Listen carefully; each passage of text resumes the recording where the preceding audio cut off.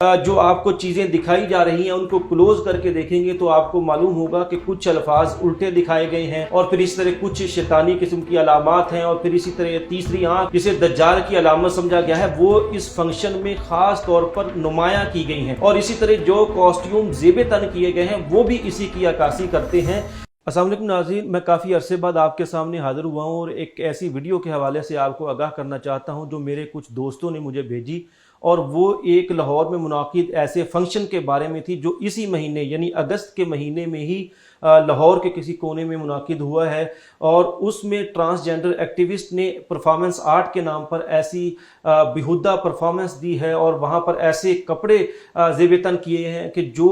महज़ब इस्लामी मुल्क में कतन ज़ेबा नहीं है और बहुत सारे नौजवान ख़ुसूसन जो यूनिवर्सिटीज़ से ताल्लुक़ रखते हैं,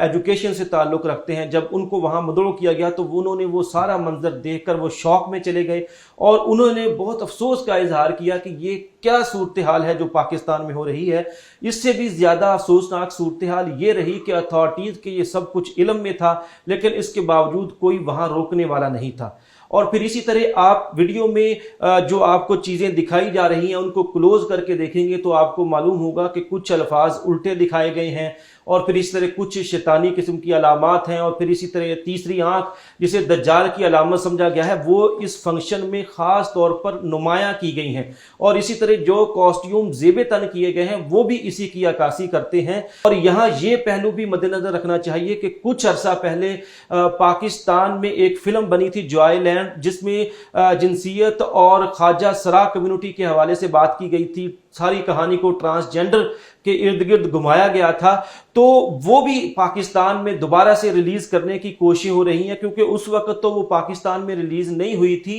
बाहर की दुनिया में उसे रिलीज किया गया। अब बाहर उसे बहुत सारे जो है अवार्ड भी मिले, अब वो वहां से अवार्ड लेकर पाकिस्तान में नए सिरे से उसे रिलीज करने की तैयारियां हो रही हैं। मुमकिन है कि ये फंक्शन भी उसी सिलसिले की एक कड़ी हो ताकि इस फंक्शन के जरिए ये तासुर दिया जाए कि मुआशरे के अंदर किस हद तक इस तरह के नजरियात और इस तरह के ख्यालात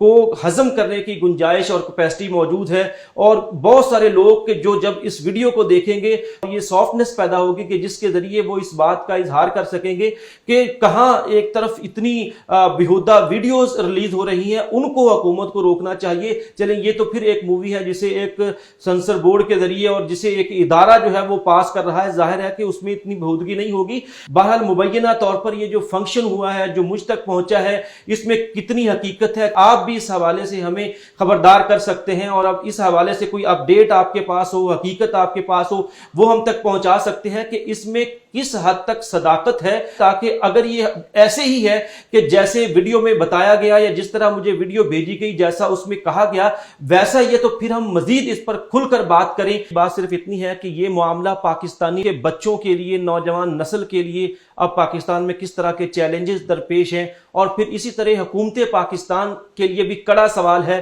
कि वो यहाँ पर आईन, कानून और इस्लाम की हिफाजत करेंगे या वो बैरूनी एजेंडे के लिए नाफिज किए जाने वाले और उनके मुताबिक प्रोग्राम मुनाकिद किए जाने वाले प्रोग्रामों को होने की इजाजत देंगे। इख्तिलाफ राय अपनी जगह, लेकिन मुआशरे को उसकी असल और दीनी बुनियादों से हिलाने की कतई कोशिश नहीं की जा सकती और ना ही उसे कामयाब होने दिया जा सकता है। अल्लाह ताला हमारा और आप सबका निगहबान हो। अस्सलामु अलैकुम रहमतुल्लाहि व बरकातहू।